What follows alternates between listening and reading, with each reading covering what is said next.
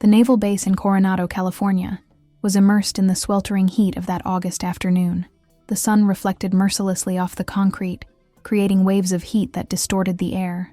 It was there, in that imposing military complex, that the most feared men of the American Special Forces trained daily, transforming their bodies and minds into weapons of precision. The reputation of the Navy SEALs echoed through all the corridors, a mixture of absolute respect and reverential fear. On that particular day, a group of veteran SEALs watched attentively as the new recruits underwent yet another series of psychological and physical tests.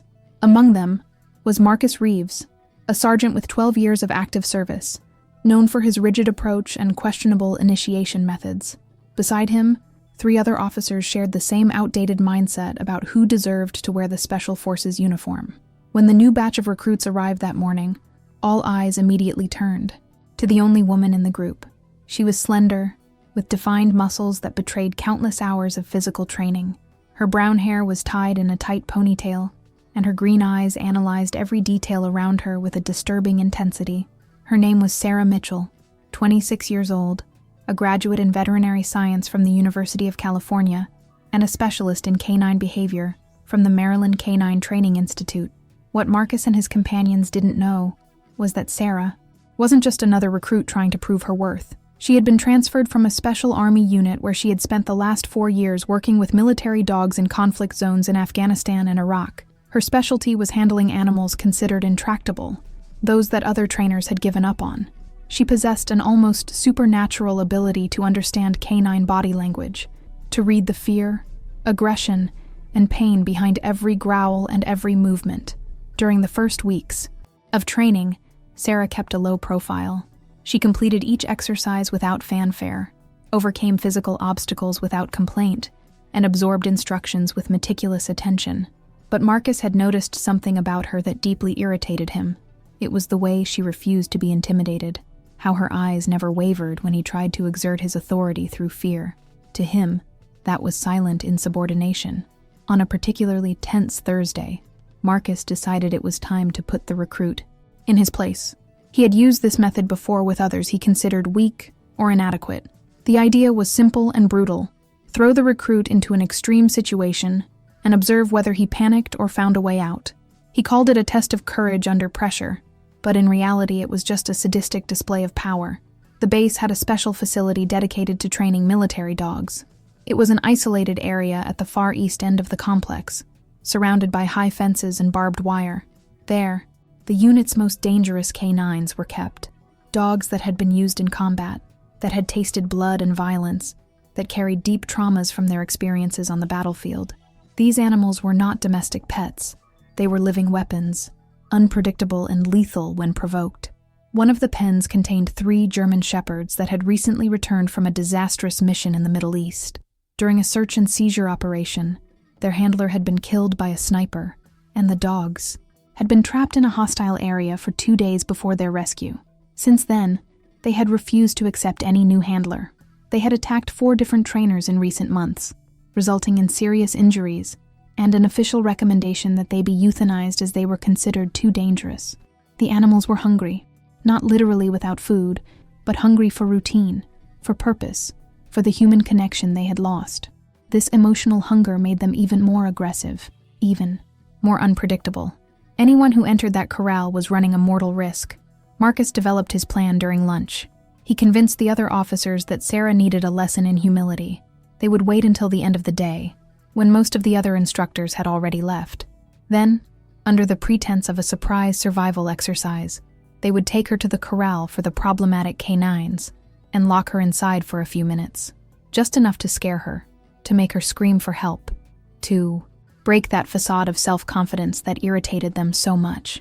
As the sun began to set, tinging the California sky with orange and purple hues, Marcus finally put his plan into action.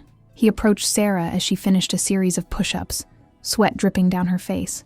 He informed her that she had been selected for a special psychological evaluation test, something all new recruits had to pass before being officially accepted. Sarah followed him without question, her military instinct, trained to obey superior orders. They walked through the empty corridors of the base until they reached the canine area. The smell of animals, feed, and disinfectant filled the humid air of the approaching night. Marcus led her directly to the corral, where the 3 German shepherds were being held. The dogs began to bark as soon as they sensed the approach of humans. Their barks were deep, menacing, charged with pent-up aggression. Their teeth gleamed in the dim light of the outside lamps, and their muscular bodies moved with a disturbing nervous energy. Marcus opened the corral gate just enough to push Sarah inside. She staggered slightly, quickly regaining her balance as the gate slammed shut behind her with an ominous metallic click. The 3 German shepherds immediately focused their attention on her, their bodies tense, ready to pounce. Outside the fence, Marcus and the other officers watched with a mixture of anticipation and barely disguised guilt. They expected screams. They expected panic. They expected Sarah to beg to be released. What they didn't expect was what happened next. Sarah didn't move. She remained completely still in the center of the pen, her arms relaxed at her sides, her breathing slow and controlled. She didn't look directly at the dogs, didn't make any sudden movements, didn't show any sign of fear. Instead, she turned her head slightly to the side, exposing her neck in a gesture of non-threatening submission. The largest of the 3 German shepherds, a male named Thor with a deep scar across his snout, slowly advanced toward her. His lips were retracted, showing his fangs, and a low growl emanated from his throat. Each step he took was calculated, predatory. Sarah began to do something unexpected. She emitted a soft, almost inaudible sound, a kind of high-pitched whine that mimicked the submissive behavior of a puppy. It was a technique she had learned years ago, a form of communication that worked at the most primitive level of the canine brain. At the same time, she slowly lowered her body until she was on her knees, diminishing her menacing silhouette. Thor stopped a few feet from her, his head tilted in confusion. The growling subsided slightly. The other 2 dogs, a female named Luna and a younger male named Diesel, also approached, but with renewed caution. Sarah continued her soft sounds, adding a specific rhythmic breathing that she knew the dogs would associate with calm. She very slowly extended one hand, keeping it low and palm facing upward in a non-threatening gesture. She didn't try to touch the animals. She simply offered her presence, her scent, her energy. Thor moved closer, his nose working intensely to capture every nuance of Sarah's scent. He could smell the other dogs on her clothes, the traces of hundreds of canine interactions that permeated her uniform. There was something familiar there, something that stirred memories of better times, of when he had a handler he trusted. Then, something extraordinary happened. Thor touched his nose to Sarah's outstretched hand, a gentle, exploratory touch. She didn't react, didn't try to caress him, just allowed him to investigate at his own pace. Luna and Diesel approached as well, their bodies still tense but with the initial aggression beginning to subside. Outside the fence, Marcus watched with growing disbelief. His mouth was slightly open, his eyes wide. The other officers were equally shocked, unable to comprehend what they were witnessing. Sarah remained on her knees for several minutes, allowing the 3 dogs to thoroughly examine her. She knew every stage of the process: the initial investigation, the threat assessment, the collective decision to accept or reject the presence of a new human. She had been through this hundreds of times before, but each situation was unique. Each dog brought its own traumas and fears. Gradually, the German shepherd's body language began to change. Their ears relaxed, their tails lowered from an alert position to something more neutral. Thor finally allowed Sarah to lightly touch the top of his head, a privilege he hadn't granted to any human since the death of his original handler. It was at that moment that Sarah finally spoke, her voice low and firm, imbued with calm authority. She used commands in German, the language in which these dogs had originally been trained. It was a language she had studied specifically to work with canines imported from Europe. The 3 dogs responded instantly to the commands, their ears perking up in alertness. She ordered them to sit, and they all obeyed simultaneously. She ordered them to stay, and they remained motionless as she slowly stood up. Finally, she ordered them to follow her, and the 3 German shepherds walked obediently beside her as she made her way to the corral gate. Marcus had to take several steps back when Sarah opened the gate from the inside. She stepped out calmly, the 3 dogs following her as if they were her own, as if she were the handler they had been waiting for months. She stopped directly in front of Marcus, her green eyes meeting his with an intensity that made him swallow hard. Her voice, when she finally spoke, was sharp as a blade. She asked if that had been the special psychological evaluation test he had mentioned. Marcus couldn't answer. His throat had suddenly gone dry. The other officers stared at their own feet, unable to meet her accusatory gaze. Sarah then informed them, her voice taking on a controlled anger edge, that she had been transferred to that base specifically to work with the problematic canines. She was the new head handler of the canine unit, a position she had earned through years of experience in combat zones and numerous successes in rehabilitating traumatized military dogs. Her transfer had been personally approved by the base commander, who was awaiting her initial report on the animal's conditions. The revelation hit Marcus like a bucket of ice water. He immediately realized the gravity of what he had done. Not only had he placed a fellow officer in extreme danger, but he had sabotaged someone with a higher security rating than him, someone whose expertise was critical to the unit's special operations. Sarah didn't wait for apologies. She simply turned and began walking back to the main canine area, the 3 German shepherds following her faithfully. She had work to do, reports to write, and an unavoidable conversation with the commander about the inadequate training conditions she had discovered. In the following weeks, the story of what happened that night spread through the base like wildfire. Marcus faced a formal investigation and was eventually demoted and transferred to another unit. The other officers involved received official reprimands in their permanent records. Sarah, on the other hand, transformed the base's K9 program. She implemented new training protocols based on positive reinforcement and a deep understanding of canine behavior. Thor, Luna, and Diesel became examples of her methodology, going from animals considered lost to valuable members of active operational teams. Months later, when the first SEAL team comprised of handlers trained by Sarah completed a critical hostage rescue mission overseas, the base commander called a special meeting. He publicly praised Sarah's work, acknowledging that her expertise had not only saved the dogs' lives, but also significantly improved the operational effectiveness of the entire unit. The lesson from that night in the corral resonated far beyond the fences of the K9 facility. It became a powerful reminder that judgments based on appearances or prejudices were not only morally wrong, but operationally dangerous. Sarah had proven that true strength lay not in intimidation or violence, but in knowledge, patience, and the courage to remain calm when confronted with real danger. Sarah woke up every day at 4:30 a.m., an hour before the base's official wake-up call. She had developed this routine during her years in Afghanistan, where mornings were the only moment of peace before the chaos of the day began. She would put on her training uniform and walk through the silent corridors to the K9 unit, where the dogs were already awake, awaiting her arrival with palpable anxiety. Thor was always the first to hear her approaching. His ears perked up, and he began spinning in circles within his individual compartment, behavior Sarah recognized as positive excitement rather than stress. Luna and Diesel quickly followed suit, their entire bodies trembling with anticipation. The transformation in these animals over the past few weeks had been nothing short of miraculous. Sarah had implemented a structured routine program that began with intense physical exercise. She would take the 3 dogs for a 5-kilometer run around the perimeter of the base, allowing them to expend their accumulated energy productively. During these runs, she carefully observed every aspect of their behavior, how they interacted with each other, how they responded to external stimuli, and how they managed their own fatigue. After the physical exercise came the mental training. Sarah had built a series of puzzles and cognitive challenges specifically designed for military dogs. There were boxes with hidden compartments where she hid treats, requiring the dogs to use different techniques to access the rewards. There were obstacles that changed configuration daily, forcing the animals to adapt their strategies. There were olfactory discrimination exercises, where they needed to identify specific smells among dozens of distractors. What surprised Sarah during those first few weeks was how quickly Thor, Luna, and Diesel absorbed new information.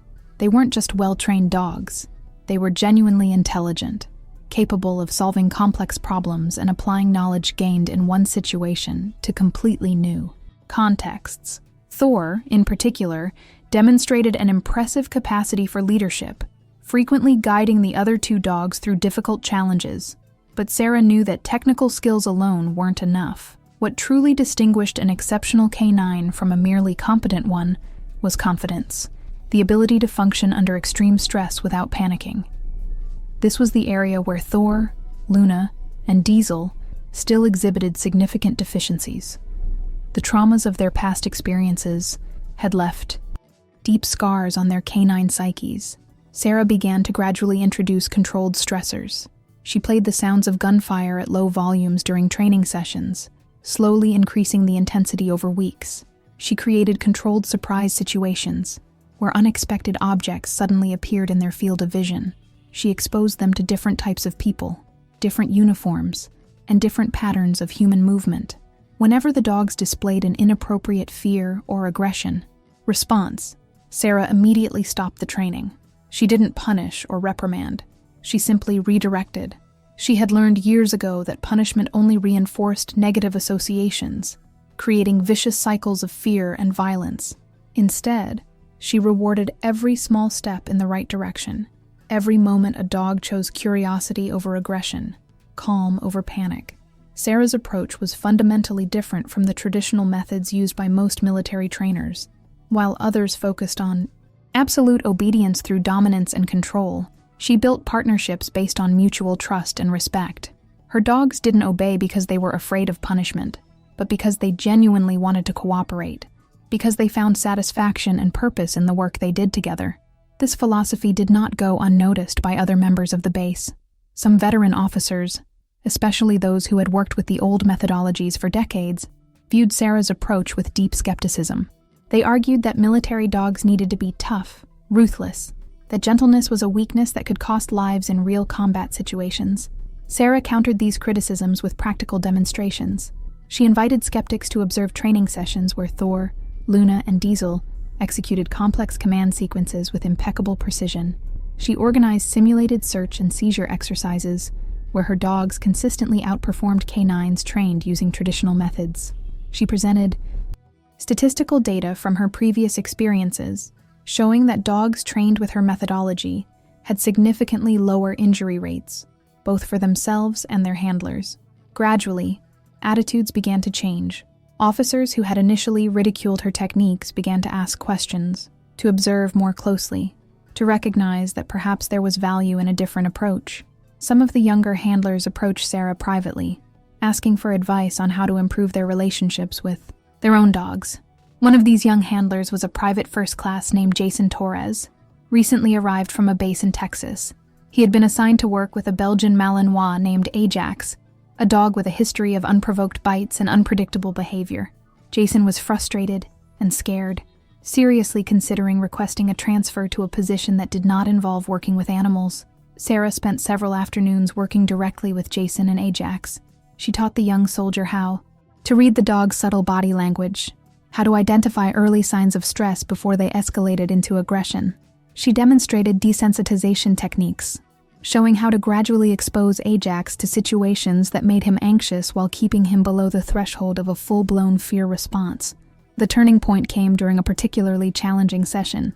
Ajax had become extremely agitated during a simulated explosives detection exercise, barking uncontrollably and refusing to follow commands. Jason was about to give up, his frustration visible in every line of his tense body. Sarah intervened calmly. She took Ajax's leash and simply stood there, completely ignoring the dog's agitated behavior. She didn't pull on the leash, didn't give commands, didn't try to force compliance. She just waited, her own energy remaining completely neutral and uninterested. After several minutes, Ajax began to calm down, realizing that his behavior wasn't generating the reaction he expected. When he finally became quiet, Sarah immediately rewarded him with praise and a favorite toy. She then explained to Jason the fundamental principle behind the intervention. Dogs, like humans, often behave in certain ways because those actions produce specific results. Ajax had learned that excessive agitation and barking usually resulted in intense attention from his handler, even if that attention was negative. By completely removing this consequence and rewarding only calm behavior, Sarah was essentially reprogramming the dog's associations. Jason began applying these lessons to his own daily interactions with Ajax. In the following weeks, the transformation in their relationship was remarkable. Ajax became more focused, more confident, and more able to work through stressful situations without losing control. Jason developed a new appreciation for the complex and subtle workings of canine handling. Meanwhile, Sarah continued to make impressive progress with Thor, Luna, and Diesel. She had begun integrating them into training exercises with real SEAL teams, gradually exposing them to the kind of chaotic and dangerous environment they would encounter in genuine operations. The results were exceptional. Thor demonstrated a particular ability to detect hidden people, his nose capable of identifying human presence through multiple layers of obstacles. Luna proved extraordinary in complex urban environments, navigating through multi-story buildings and locating specific objects with remarkable precision. Diesel, the youngest of the three, showed impressive adaptability, able to quickly switch between different types of tasks as the needs of the situation changed. The base commander, Colonel Robert Hendricks, had closely followed Sarah's progress since her arrival. He was a veteran officer with 30 years of service, someone who had witnessed countless changes and innovations in special forces throughout his career. Initially, he had approved Sarah's transfer more as an experiment than out of genuine conviction in her methods. Now, observing the tangible results of her work, he recognized that he had discovered something genuinely valuable. Hendricks summoned Sarah to a meeting in his office one afternoon in October. He sat behind his massive desk, decorated with medals and photographs from decades of military service, and studied the young officer before him with experienced eyes. He told her that he had received multiple requests from other bases asking her to conduct workshops on her training techniques. Installation commanders across the country had heard about the work she was doing and wanted to implement similar programs in their own units. Sarah felt a mixture of pride and apprehension. On the one hand, the validation of her work by high-ranking military authorities was deeply gratifying. On the other, she knew that expanding her methodology would mean leaving Thor, Luna, and Diesel temporarily, something she wasn't sure she was ready to do. These three dogs had become more than just professional projects. They represented a deep emotional connection, a constant reminder of why she had chosen this difficult path in the first place. Hendricks noticed her hesitation. He assured her that any trip would be short, and that she would have complete control over her schedule. Furthermore, he suggested that perhaps it was time to begin transitioning Thor, Luna, and Diesel to permanent handlers, allowing them to finally return. They return to the active operational work for which they had originally been trained.